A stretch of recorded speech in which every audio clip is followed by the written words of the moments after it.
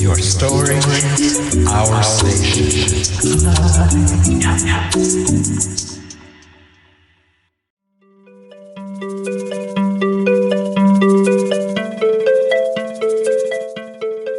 If you've ever felt trapped in that endless top 40 loop, you know the feeling.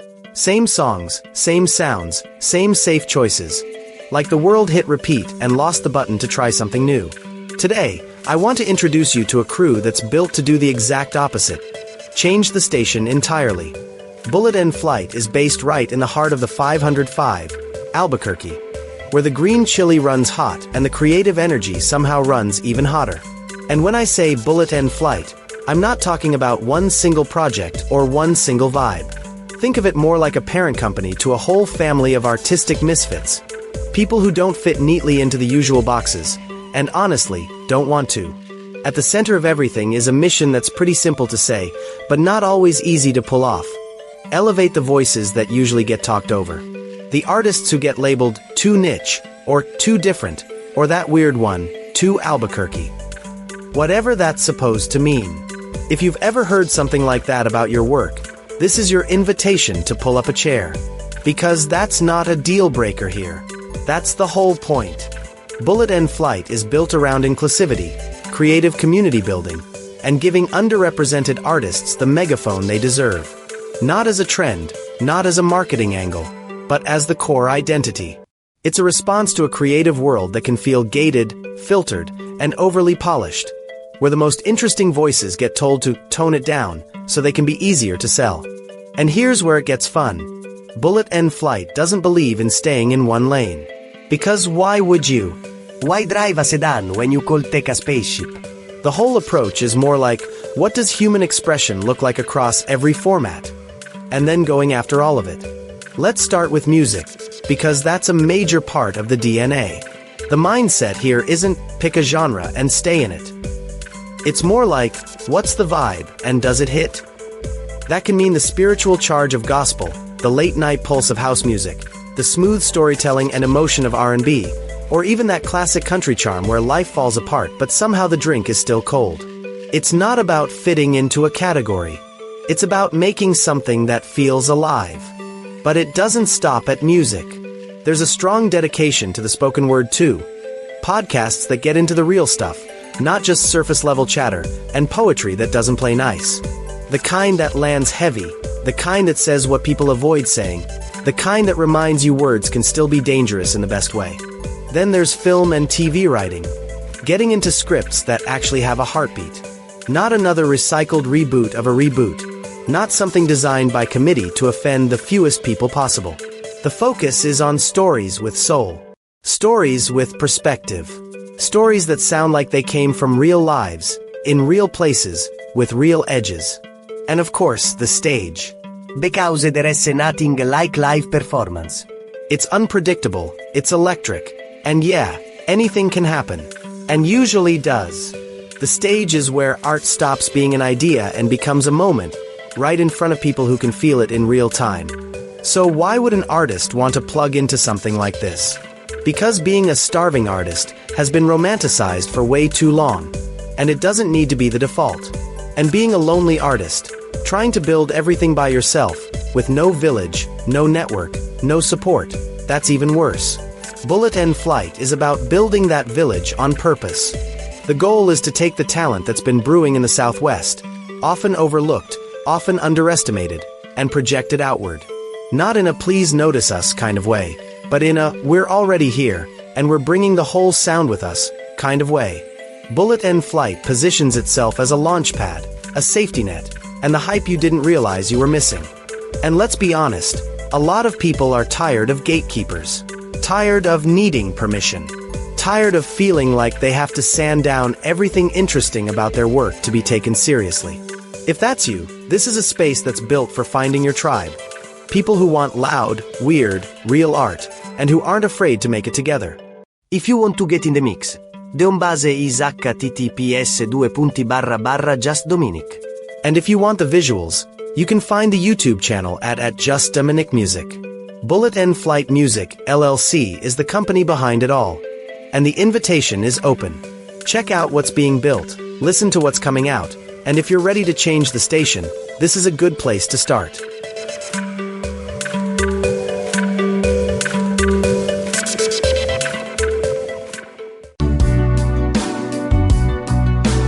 Inside Out on Bullet and Flight Radio. Real discussions with mental wellness professionals.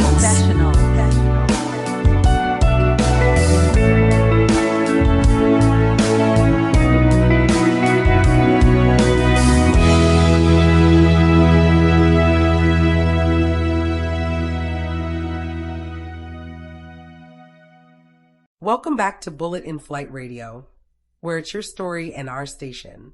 Today I want to talk about something that doesn't always show up in conference programs or article abstracts, but shapes nearly everything we do in the humanities. It's the wealth gap in literary studies, and more specifically, how that gap determines who has the time, money, access, and institutional backing to produce criticism and to read it. I'm drawing from an essay by Rebecca Colesworthy published in Victorian Poetry in spring 2025, where she looks at scholarly publishing through a lens that feels both personal and structural. And I want to translate that argument into something we can hear clearly as listeners, not just as readers scanning footnotes. Let's start with a simple question that sounds almost too obvious. Who makes a scholarly book or journal article happen? If you picture a lone author typing away, you're picturing only the most visible piece of the process. In reality, every university press book, every issue of a journal is built by a crowd. There are in-house teams like editorial, design, production, marketing, and sales. There are freelancers who might do work that used to be done internally like copy editing, typesetting, and cover design. Sometimes that freelance work is paid by the press. Sometimes the costs get pushed onto authors like indexing or publicity. Then there's this huge expanding network of scholars who peer review manuscripts, edit series, sit on boards, and give their time to keep the system running. So when we talk about a book, we're actually talking about many minds and a lot of hours braided together. That's the first big reality check. Scholarship is collective, whether we like that truth or whether our professional culture keeps pretending it's individual. Colesworthy adds another twist that matters a lot for today's topic. She describes herself as an editor who occupies what she calls a kind of constitutive outside, and also as an independent scholar who sits differently alongside academia. And that phrase, constitutive outside, is worth lingering on, because it names something we usually fail to name. There's this old habit in academic talk. We imagine an inside, where real scholars have jobs, libraries, time, research funds, and institutional support. And then we imagine an outside, where the public or amateurs or lay readers live. Neat map, clean border. But that map just doesn't match the world we live in. Because even people who look securely inside the academy often don't have what we assume they have. Tenure track and tenured faculty can be drowning in teaching, overloaded with service, squeezed by administrative demands. Their libraries might not have the budget for humanities resources, including university press books. And meanwhile, independent scholars and contingent instructors are producing and consuming research in ways that aren't that different from what many insiders have been doing for years. Grabbing time where they can, reading on the fly, publishing with limited help. building intellectual lives on scraps of institutional support. So the question becomes, is it even accurate anymore to talk about professional reading versus lay reading, inside versus outside, as if they're separate worlds? Colesworthy argues that our old language is not only outdated, it's dangerous. The concepts we keep using can hide our real working conditions. And when working conditions are hidden, solidarity gets harder. If you can't see the shared problem clearly, you can't organize around it. You end up blaming the wrong people, or imagining the enemy is over there. And here's where the political context enters. The essay was written during the first 10 months of Trump's second presidential term, in a moment Colesworthy describes as a broad assault on education, academic freedom, and knowledge itself. She doesn't try to catalog every harm. Instead, she focuses on what that pressure should force us to do: build solidarity across the boundaries that divide knowledge workers by job title, institution, and even nation. But she also makes a choice that I think is brave in its own quiet way. She says she wants to step back from the constant pull of the urgent. Not because the urgency isn't real, but because sometimes you can speak to the moment more effectively by not speaking directly to the moment. You slow down and ask how we got here. What patterns and new normals laid the tracks for today's crisis? What would we want the intellectual world to look like if we were building it on purpose rather than inheriting it by inertia? From there, she introduces a key framing: the publisher as critic. Not the publisher as a service worker who merely helps scholars get their real work into print, and not the publisher as a gatekeeper who only says yes or no. The publisher, she argues, should be part of the intellectual conversation about the conditions of knowledge production itself. And she points out something that's almost funny in a bleak way. Press workers barely show up in journals and conferences devoted to literary studies. When they do appear, it's usually in a narrow, prescriptive mode. How to get published, how to get a job in publishing, practical tips, career pathways. What's missing is treating publishers as fellow thinkers about the system, as people who can help diagnose what's broken, what's being mystified, and what kinds of collective action might actually work. So Colesworthy proposes what she calls, with a nod to critical university studies, critical university press studies. Think of it as a perspective that asks, what are the actual labor conditions behind scholarly publishing? What assumptions drive conflict between scholars and publishers? And how do we pry open space to think bigger than our silos? She also acknowledges something important: this isn't a brand new conversation. There are already discussions happening in lots of places and formats. Academic books and articles, sure, but also forums like Feeding the Elephant, podcasts like The American Vandal, newsletters on Substack, and ongoing talk on platforms that used to be called academic Twitter and now include spaces like Blue Sky. She frames herself as joining and developing existing threads, not pretending to invent the entire field from scratch. Another crucial distinction she insists on is one that often gets blurred in public talk. Scholarly publishing is not a monolith. University presses are not the same as for-profit giants. Even among university presses, there's huge variation. Mission, staffing, revenue models, subject lists, number of titles, and the level of support they get from their parent universities. Yet public discourse, and sometimes open access discourse too, loves a simple villain story about publishers. Clickbait headlines and crisis narratives can flatten the ecosystem, as if nonprofit presses are doing the same thing as massive for-profit firms that dominate STEM journal publishing. Colesworthy doesn't deny the crisis. She just insists we name it accurately. University presses do face crises, but often they're the same crises facing other parts of the university. Defunding, understaffing, outsourcing, what she calls gigification. And sometimes the crisis is brutal and final, closure. She gives an example that hits hard. Bucknell University Press, founded in 1968, with deep lists in literary studies, was slated to close, with a justification that it serves scholars, not Bucknell undergraduates. That line is worth unpacking, because it's the kind of sentence that sounds reasonable if you accept a certain worldview. In that worldview, scholars are some separate class, students are customers, and the job of a university is to provide undergraduates with a product called instruction. But the logic falls apart quickly. Bucknell University Press had a student internship program. And more fundamentally, teaching and research are not separable in practice. Faculty teach with university press books. The knowledge that shapes the classroom is shaped through research cultures that presses help sustain.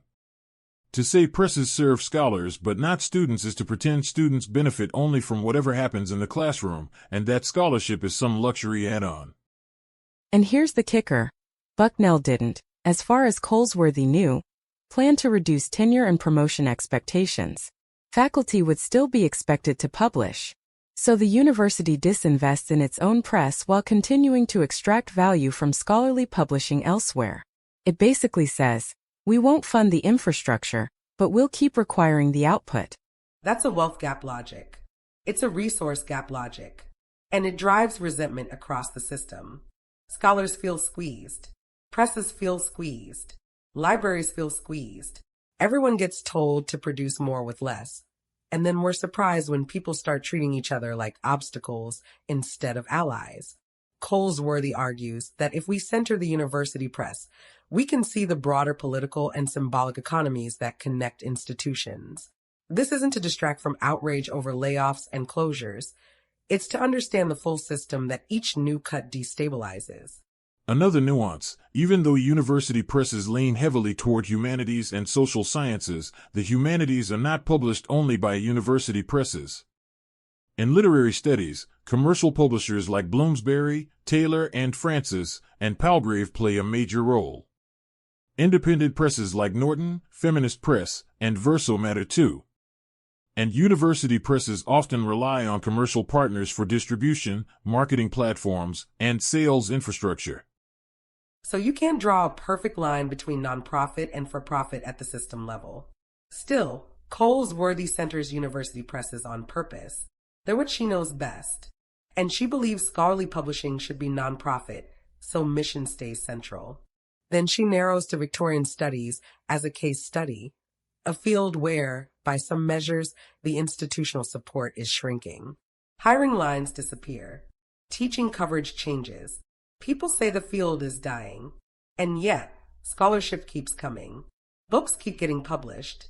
Special issues and new journals appear. How do we explain that contradiction? Her answer is partly about conditions of production. She points to attention. Widespread precarity and instability on the one hand, and persistent productivity on the other. It looks irrational until you realize something. Universities may be disinvesting in certain fields, but presses and scholars working together often have not disinvested in publishing them. And this is where she introduces a phrase that lands with real bite: manufactured amateurism. Here's the idea. The commonly told story is that academia has a two-tier system. Contingent faculty do most teaching, tenure-track faculty do research. But Colesworthy argues that framing hides two realities. One, faculty working conditions vary dramatically across institutions. Not everyone has the time or support we imagine. Two, contingent scholars, and even people outside teaching entirely, still produce real research and publish it. How do they do that? Not easily. Often through self-subsidy, through stolen time, through personal financial risk, through the cost of conferences they can't attend, books they can't afford, paywalled articles they can't access.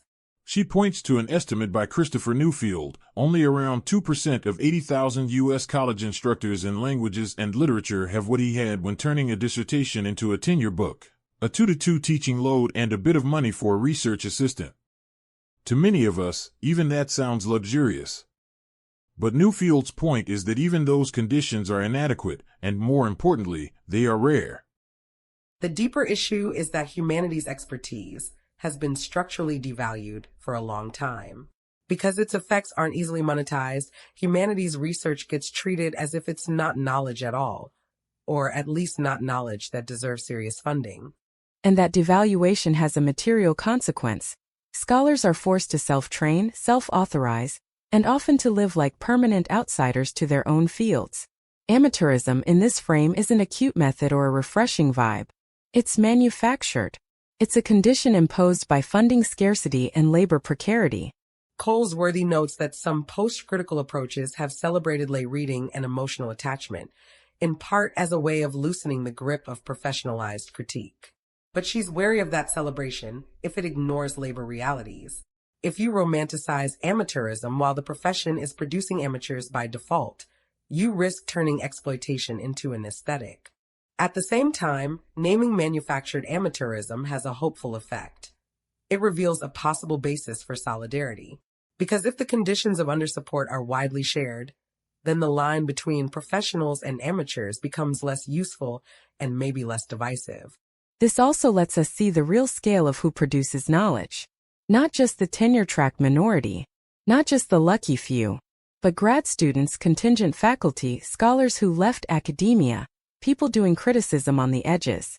Colesworthy even describes compiling annual lists of books and articles by contingent and independent scholars, and noticing how large that output is, even when visibility depends on social media calls and incomplete reporting. Then she shifts to something that sounds almost purely intellectual, but is actually deeply material. The myth of the monograph as a singular, author-driven achievement. Yes, Victorian studies is often described as a book-based field. But the way institutions reward monographs, and the way committees treat authorship as the mark of individual merit, can hide the economy that makes monographs possible. It hides the collaboration embedded in acknowledgments, bibliographies, and peer review. It hides the editorial labor that shapes manuscripts. It hides the unpaid time of reviewers. It hides, frankly, the financial risk presses take. She cites a study suggesting that in 2016, the average cost of publishing a monograph, excluding printing, was roughly $30,000 to $50,000, depending on press size, with staff labor, especially editorial labor, being the biggest cost. And many monographs don't earn back what they cost to produce. So how do presses survive? Through mixtures of university subsidies, endowments, bestsellers, course adoptions, author subventions, and sometimes robust journal programs with subscription income.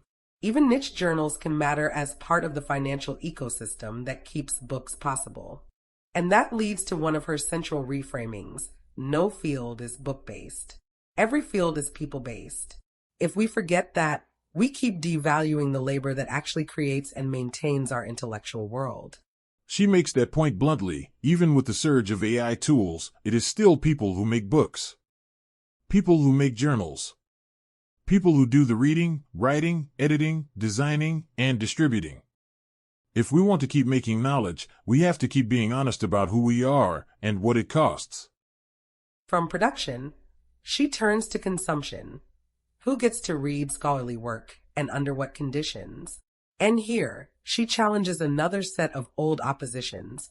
Academic versus public, specialist versus general reader, scholarly writing versus accessible writing. For decades, scholars have worried that university presses are pressured to commercialize, to stop publishing tenure books, and to chase something called crossover appeal. The idea is that presses might prioritize books that can sell beyond the academy, chasing a mythical educated general reader. Colesworthy doesn't deny that presses face financial pressure, especially as library sales decline and university funding shrinks. But she resists the story that presses used to be sheltered from markets and are now suddenly turning outward to chase the public. University presses have always had multiple markets, multiple missions, and multiple kinds of books. And marketing concerns have never been absent. They've just been less visible to authors. She even offers a cultural artifact to prove how long the crossover fantasy has lived. A 1996 New Yorker cartoon in which a partygoer says, with self-aware ambition, that he hopes his book will resonate beyond academe. That hope is not new. It's practically a genre of academic self-mockery. But she also brings in a sharper critique, via Anna Kornbluh's argument about immediacy as a contemporary style. Kornbluh describes how academic theory travels along new highways of circulation, short university press books, open access journals, fast cultural criticism, and administrative demands for public humanities. These shifts can be good in many ways. But Kornbluh argues they can also pressure scholarship to undo its own mediations to become more like commercial writing in its speed, its provisional feel, its compressed form.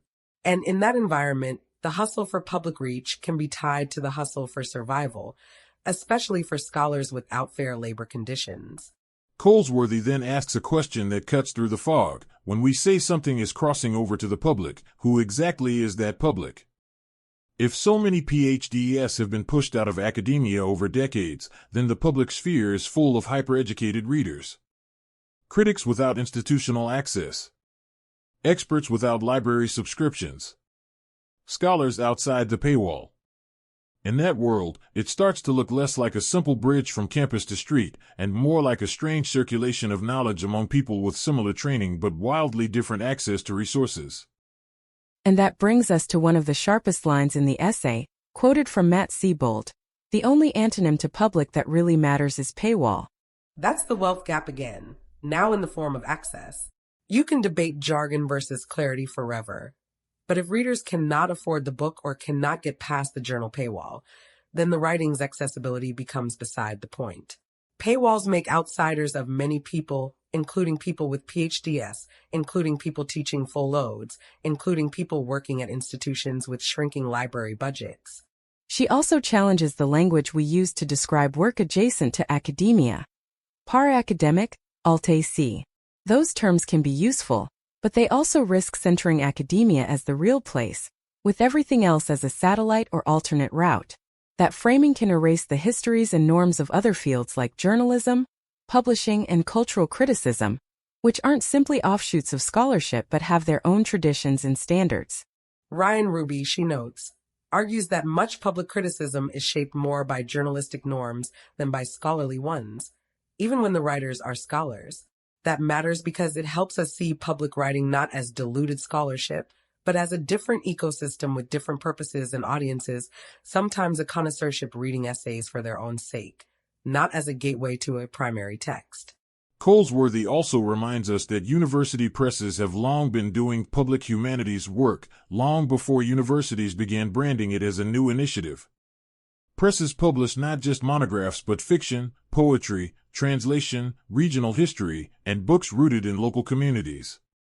Multiple genres. Multiple readerships. Multiple ways of connecting knowledge to life. And she cites Derek Krissoff's argument that university presses should put their trade successes at the center of how they talk about themselves, not treat them as side hustles that subsidize the real mission. Books like Disha Filio's The Secret Life of Church Ladies or Hanif Abdurraqib's Go Ahead in the Rain show that university presses can produce books that travel widely. Colesworthy is cautious here. Trade hits can be outliers. A bestseller can't be the whole business plan. And she's skeptical of easy takes on trends like the rise of little books, those short series from presses like Minnesota, Stanford, and Duke. People sometimes assume short books are cheaper and therefore a clear advantage under neoliberal pressure. But she points out the actual economics are complicated. Shorter books can mean lower per-page production costs, yes, but they also tend to be cheaper to purchase, which means you have to sell far more of them to cover costs. Faster timelines can also create more labor stress behind the scenes. In publishing, speed isn't automatically efficiency. It's often just urgency pushed onto more people. Her broader claim is that instead of calling scholarly publishing slow, we should call it social. It depends on relationships, coordination, collaboration, and yes, sometimes conflict. That sociality can be frustrating, but it's also where collective power could come from, because when delays and breakdowns happen, they are frequently labor issues in disguise. She closes by returning to Victorian poetry itself as an example. Even a small, specialized quarterly journal is the result of many forms of labor. Authors, editors, peer reviewers, guest editors, and publishing staff at places like Johns Hopkins University Press and Project Muse who produce, platform, distribute, and sell access to the work. And she's candid about her own position. As someone whose job does not include research, she writes outside paid duties, often self-subsidizing scholarly labor for years. She notes that for many critics, the work becomes about the work, meaning their research increasingly focuses on labor conditions and institutional realities, because those realities determine whether any scholarship can happen at all. That's why the genres that matter in this moment aren't only peer-reviewed articles. They also include op-eds, petitions, open letters, calls to action, interviews with reporters, protest chants, and other forms of advocacy. These can be public humanities too, even if they don't count on a CV, and even if they push past what some institutions consider respectable. So when we talk about the wealth gap in literary studies, we're not just talking about salaries. We're talking about time, teaching loads, library budgets, access to paywalled work, the unpaid labor of peer review, the underrecognized labor of editing and publishing, the closures that erase institutional memory, the requirement to publish without the infrastructure to support publishing, and the old language that keeps us divided when we should be organizing together. If there's one takeaway I want to leave you with today, it's this: the boundary between academia and its outside is not what we pretend it is. The grass isn't greener on the other side, because there isn't a clean other side.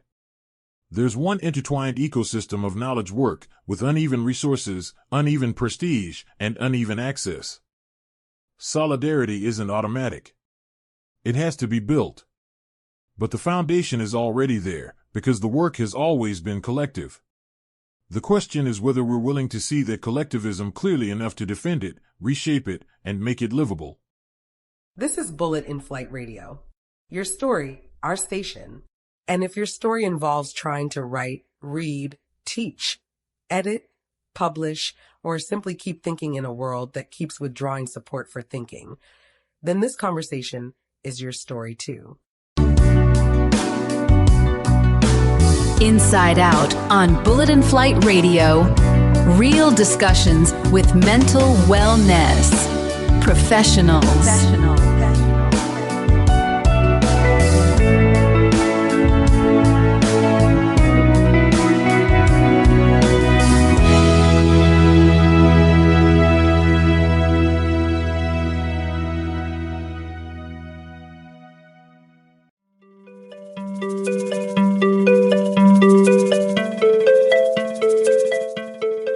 If you've ever felt trapped in that endless top 40 loop, you know the feeling.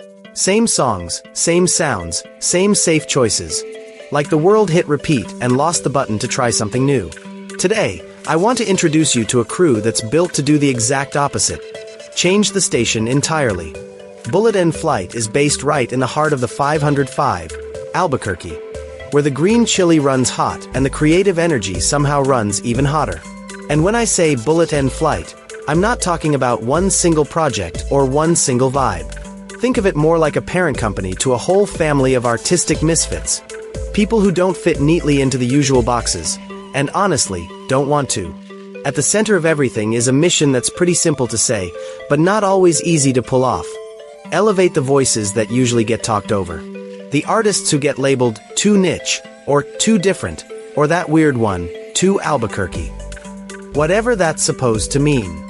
If you've ever heard something like that about your work, this is your invitation to pull up a chair. Because that's not a deal breaker here. That's the whole point. Bullet in Flight is built around inclusivity, creative community building, and giving underrepresented artists the megaphone they deserve. Not as a trend, not as a marketing angle, but as the core identity. It's a response to a creative world that can feel gated, filtered, and overly polished, where the most interesting voices get told to tone it down so they can be easier to sell. And here's where it gets fun. Bullet in Flight doesn't believe in staying in one lane. Because why would you? Why drive a sedan when you could take a spaceship? The whole approach is more like, what does human expression look like across every format? And then going after all of it. Let's start with music, because that's a major part of the DNA. The mindset here isn't pick a genre and stay in it. It's more like, what's the vibe, and does it hit? That can mean the spiritual charge of gospel, the late-night pulse of house music, the smooth storytelling and emotion of R&B, or even that classic country charm where life falls apart but somehow the drink is still cold. It's not about fitting into a category. It's about making something that feels alive. But it doesn't stop at music. There's a strong dedication to the spoken word too. Podcasts that get into the real stuff, not just surface-level chatter, and poetry that doesn't play nice. The kind that lands heavy, the kind that says what people avoid saying, the kind that reminds you words can still be dangerous in the best way. Then there's film and TV writing. Getting into scripts that actually have a heartbeat. Not another recycled reboot of a reboot. Not something designed by committee to offend the fewest people possible. The focus is on stories with soul. Stories with perspective. Stories that sound like they came from real lives, in real places, with real edges. And of course, the stage. Because there is nothing like live performance. It's unpredictable, it's electric, and yeah, anything can happen. And usually does. The stage is where art stops being an idea and becomes a moment, right in front of people who can feel it in real time. So why would an artist want to plug into something like this? Because being a starving artist has been romanticized for way too long, and it doesn't need to be the default. And being a lonely artist, trying to build everything by yourself, with no village, no network, no support, that's even worse. Bullet and Flight is about building that village on purpose. The goal is to take the talent that's been brewing in the Southwest, often overlooked, often underestimated, and project it outward. Not in a please notice us kind of way, but in a we're already here, and we're bringing the whole sound with us kind of way. Bullet and Flight positions itself as a launch pad, a safety net, and the hype you didn't realize you were missing. And let's be honest, a lot of people are tired of gatekeepers. Tired of needing permission. Tired of feeling like they have to sand down everything interesting about their work to be taken seriously. If that's you, this is a space that's built for finding your tribe. People who want loud, weird, real art, and who aren't afraid to make it together. If you want to get in the mix, the home base is https://justdominic. And if you want the visuals, you can find the YouTube channel at Just Dominic Music. Bullet and Flight Music, LLC is the company behind it all. And the invitation is open. Check out what's being built, listen to what's coming out, and if you're ready to change the station, this is a good place to start.